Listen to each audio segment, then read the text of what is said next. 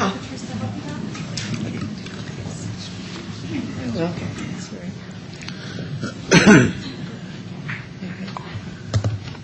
You were right behind me. I didn't even see you. I'm sorry. Sorry. No problem.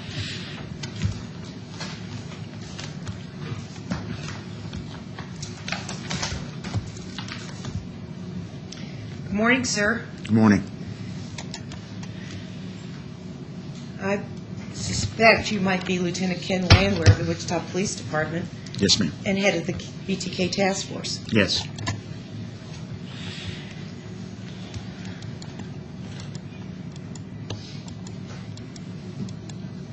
And we would be here this morning to talk about the many faces of Dennis Rader. Yes, ma'am.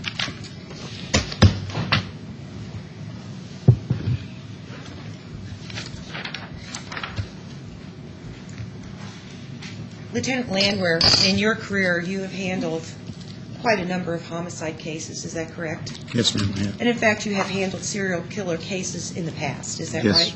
Yes, ma'am. And this case would be different from those. Is that right? Yes, ma'am. In what ways?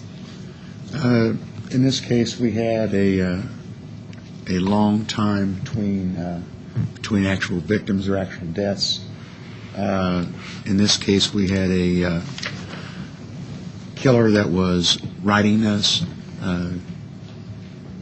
also writing the newspaper, the media outlets, and basically was very selective, it appeared, in his victims.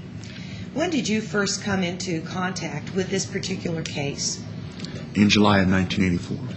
And how did you become assigned to work on this case? For what reason? I was assigned, along with 6 other investigators, a lieutenant and a captain by Chief LeMunyon, to resolve the BTK case as a cold case in 1984.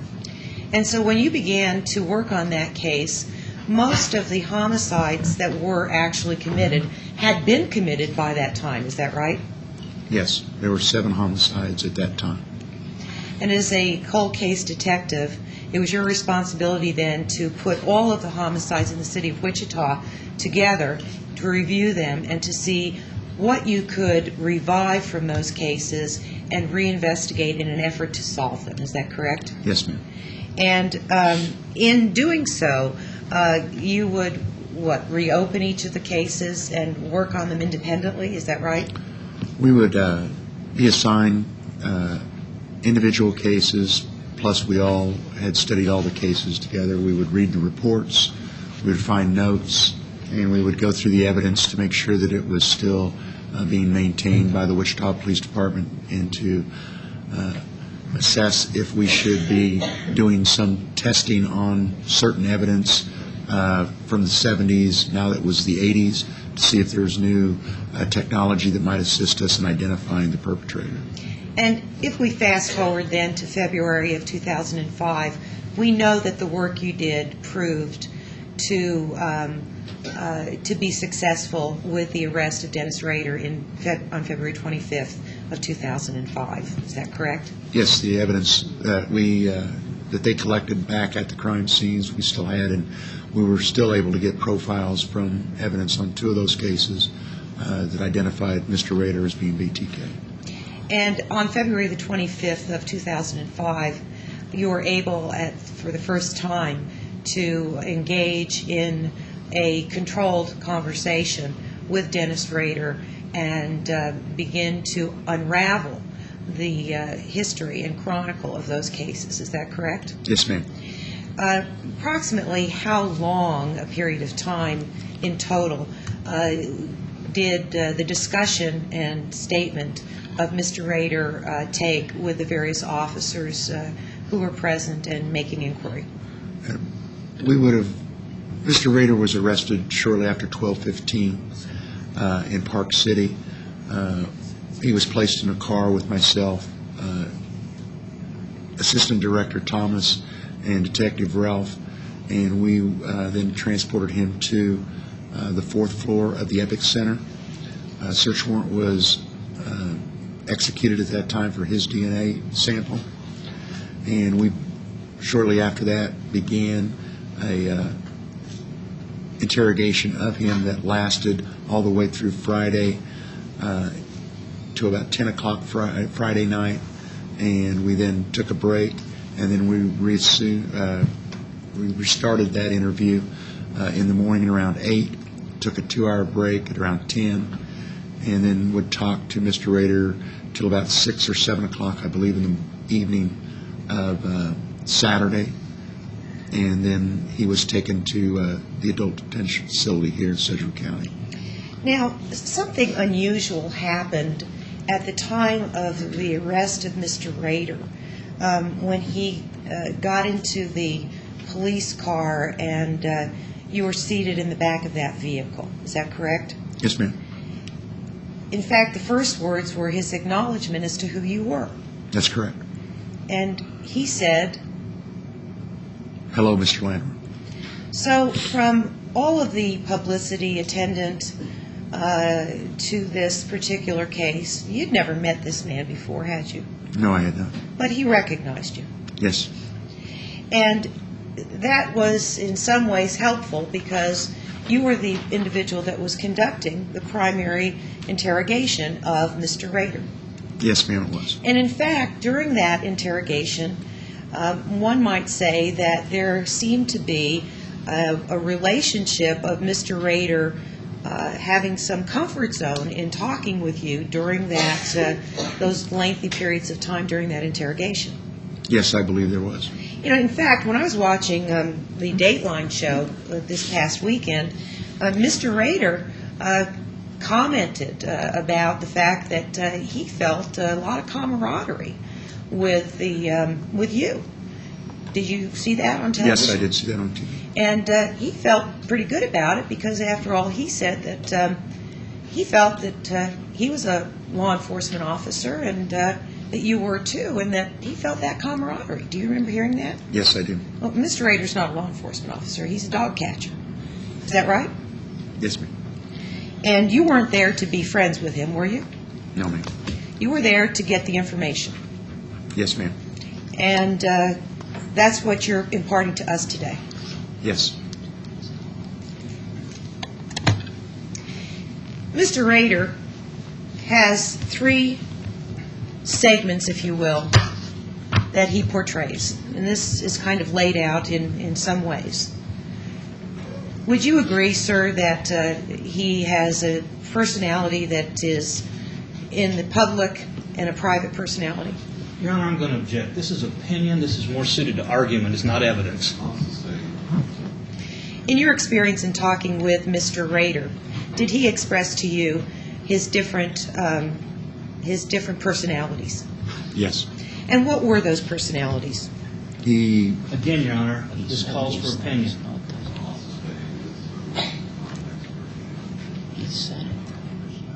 Your Honor, there was many discussions that they had in which Mr. Rader made his statements. I'm asking for statements. You can form your question in that way, but please don't form it in the way of calling for his opinion. I didn't. I'm sorry, Your Honor. In your discussions with Mr. Rader, did he discuss with you his independent, individual personalities? Yes. What did he tell you? He said he had a compartmentalized situation where he had social contacts, and that's what he would call his family and the people at church. And then he had the business of being under factor X to be the serial killer. And that one was, were they exclusive from each other, or were they built into one package? They were all him. They were all him. Yes. I have behind me a photograph. Can you identify what that is? That is a photograph of the 4th floor, the Epic Center, the interview room. In the FBI office, Mr. Rader is sitting in green in the center. I'm against the wall. Special Agent Bob Morton is seated across the table from Mr. Rader. Okay. And I noticed that he's not handcuffed, and this was during the discussion or interrogation that you had with him. Is that right? That's correct. Okay. Now, during the time that you visited or talked and discussed with Mr. Rader the activities during that 30-year period, did he discuss with you other crimes that were committed that were not within the statute of limitations? Yes, he discussed other crimes with us, and we also found notations of other crimes once we executed search warrants on his office and house. And he would talk to you about his trolling, is that correct? Yes. And stalking of other individuals, is that right? Yes, ma'am. And involved in all of these crimes, did you also find the crimes of aggravated kidnapping of all of the victims that occurred in these cases? In most of the victims, there would be a statute which would include, because of the binding and movement of them, that I would believe that we would attempt to get charges on aggravated kidnapping, yes. And did there occur within the case of Catherine Bright and Kevin Bright an aggravated battery of the shooting of Kevin Bright? Yes. Was there also an attempted first-degree murder on Kevin Bright? Yes. In the case of most all of the victims where there were people home at the time of the breaking in by Dennis Rader, aggravated burglaries committed? Yes. And when no one was home at the house, but he entered into those homes, would that have been a burglary? Yes, not only our victims, but we also discovered other burglaries that occurred where people were not at home at the time besides the ones charged. And in cases of most all of those cases, did he commit a theft? Yes. Was there also theft that he communicated to you that he had taken money from locations? Yes. What locations had he taken money from? In interview with reference to the Shirley Vian case, he had taken a money order, did take some cash from when he would check on purses of the victims. And we also discovered other items that he did not discuss with us, but that he had recorded in his journals of not only these crimes, of other petty crimes that he had done. And would that have been through times when he was in college and would steal money? Not only college, but even up until 95. And would he steal money from his church? Yes. Okay. There were also incidents of criminal threat, is that correct? Yes. And the activities that that surrounded the killing of Josefino Otero would be considered an aggravated indecent liberties with a child, is that right? Yes, ma'am. And there was also aggravated sexual battery on most of those victims, even though there was no sexual penetration, is that right? Yes. Indeed, you also had discussions with him where animal cruelty was also a crime that had been committed. Yes. And community terrorism was surrounding all of these crimes, is that right? Yes, with his communications, I believe that would have There was also discussion by Mr. Rader that he would use his business car and that he would do trolling and stalking while at work for Park City, is that correct? He stated he would be looking, trolling at all times when he was out driving around. And when he mailed items to the different stations for publication, there's also a terroristic threats in those items as well when they become published. I believe so, yes. Mr. Rader spent a lot of time sending writings and communications. Can you take a look at that and indicate to us what ideas that you found in his writings, and talk to us a little bit about his journals and his stories, and et cetera? Your Honor, again, this calls for an opinion of the witness. It's improper. Lieutenant Landwehr cannot testify about opinions.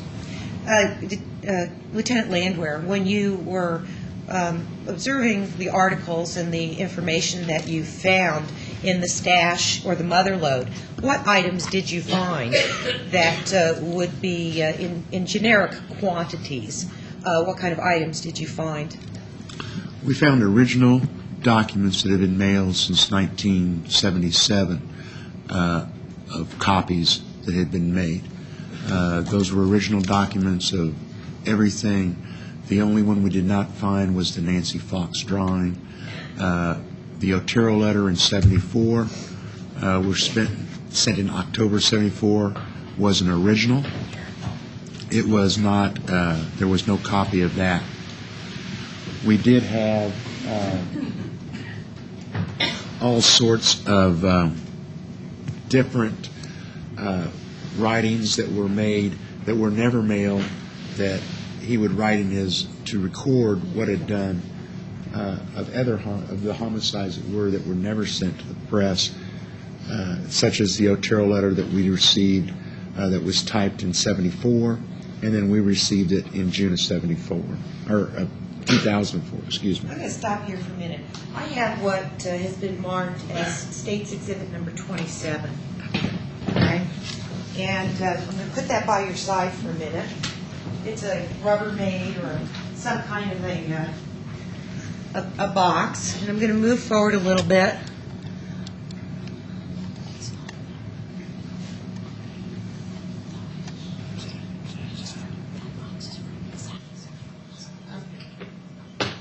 I'm going to show you, I'm going to leave it there for a second, and I'm going to show you inside, when you went out on the search warrant, you also went to Mr. Rader's office, is that correct? Yes. And he actually directed you and said, you know, gee, I don't want you to go mess up my house, I'll tell you where this stuff is that right?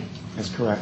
So you went to his office, and he said, you know, go look in this cabinet here in my office. Yes. And also go look in one of these green boxes, and you'll find some stuff. Right, the green tub that was next to that. Right. So, you know, he's telling you he's keeping these things at his office. Yes, these items were kept at his office that he said that he kept locked. All right. And then when you open the drawer, you see a number of items.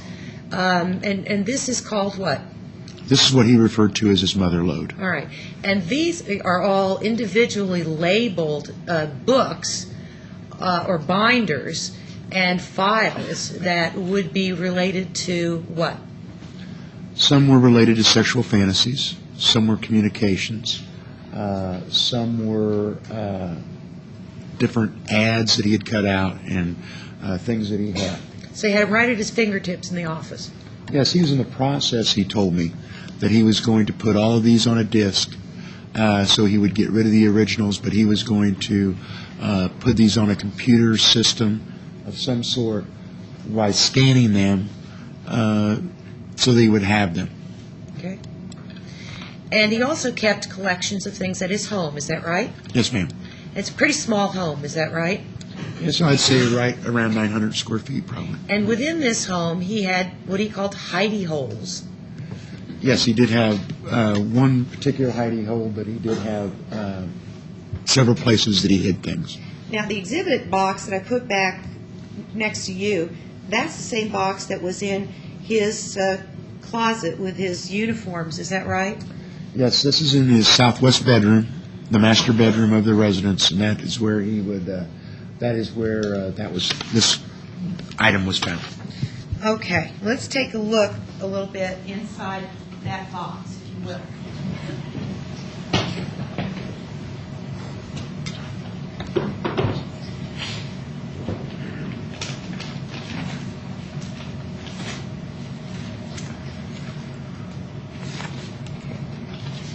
I pulled out a stack of 3x5 cards. I'm going to put a rubber band around this group, and I've got a smaller group here.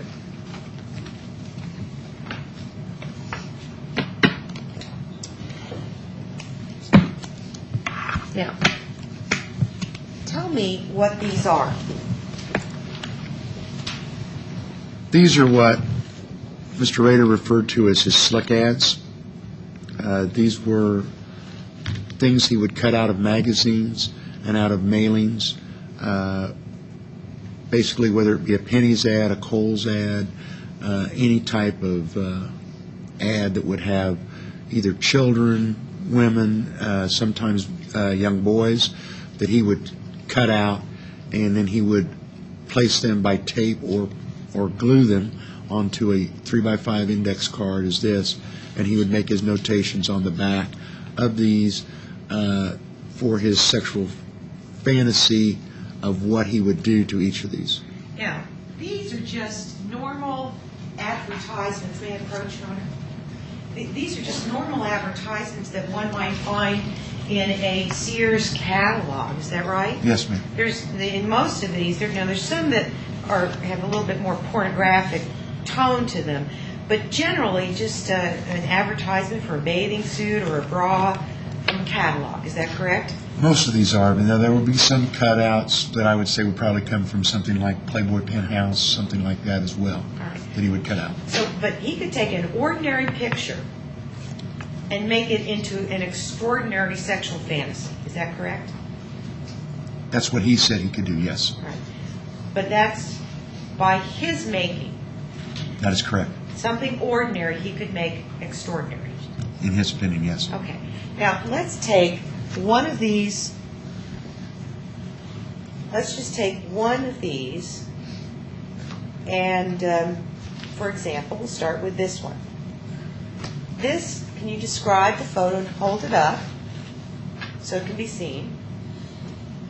And that displays a little girl, maybe 4 years old, on the front. 4 to 6, I would say, in a swimming suit. Something that you would maybe see in a Kmart ad or something like All that. right, now, on the back of each of these cards, he has a template that he uses, Yes, and he divides them into sections. that's correct. And the first section is TN, or maybe a TN. Do you know what that stands for? I'm sure it's on his acronym list, but I don't read. He has a list of acronyms, but Yes. I couldn't find it, but maybe kind of a theme for this card. Objection, Your Honor, speculation. Sustained. Okay. For the record, we don't know also what All right. that card is. You might want to mark it. Yeah. But what does he say at the top of that card? If you'd hold it up and just read off the back, and what does it say on the top? TN, colon, let's play sticky finger. And then underneath that is the next section. And what is in the And it next says section? AN, colon, has blank on this one. All right. And then The ER. next section. And then, I believe it's EREA, 514 of 03, colon, SWM dash star. Right below that is 515 of 03, colon, NMD. All right. So here's the date. A date. Right, a date most likely of where, it might have came from a magazine. Yeah. It's swimwear or something like that. Now, I know the next one because I looked on his Acronym. code list, and you know what it is too. Yes. SFX. That would be sexual fantasy. That's correct. Okay. What's the sexual fantasy say on that one? In the outdoor, a blanket, in shade or warm sun, sticky finger at work. All right. So he's taken that swimsuit model, little child, and made that into a sexual fantasy card. Yes. All right. And then here's an adult one we'll give you. And this is a bra advertisement. And hold that one up. And what does it say on that one? Buoys on red. Boobies. Boobies on red. Can't read anymore. And RN again is left blank. ED or whatever is 512 of 03, 513 of 03. Okay. Same ones again. And it's sexual fantasy on this one. On a red sheet, hands bound, legs spread. And at the bottom? And it says on the bottom, CN, bra woman, BRN, probably for brown, Kmart, 417 of 03. All right. So that indicates where he cut it from, his sexual fantasy, and her arms are behind her back. Yes, Is that correct? that's correct. And so he's flipped it, and then he's designed a sexual fantasy to go with that. Yes, ma'am. And these are what he calls his slick ads. Those are a few of his slick ads. Oh, there are more of these? He's had hundreds, if not thousands, of those, I believe. All right. And these are on kind of like playing cards almost, aren't they? Well, they're 5x3 index cards, something you'd put a recipe on or something like that. Okay. So they're portable? Yes, Carry them with you? yes. Okay. And they have a Are there any males in these? I know that there are a few cut out that he did on his communications that he sent to us of young boys, but no adult males. Now, what do you call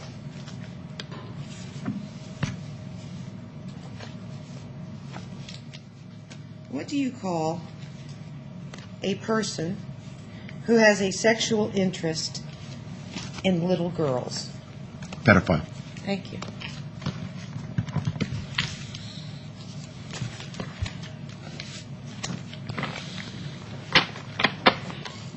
Looking back into this exhibit, what else do you find in this box? He will have magazine cutouts in some of these that are going to be the whole ads themselves, the whole magazines themselves, that he hasn't been able to reduce to his clip cards. He will have a notebook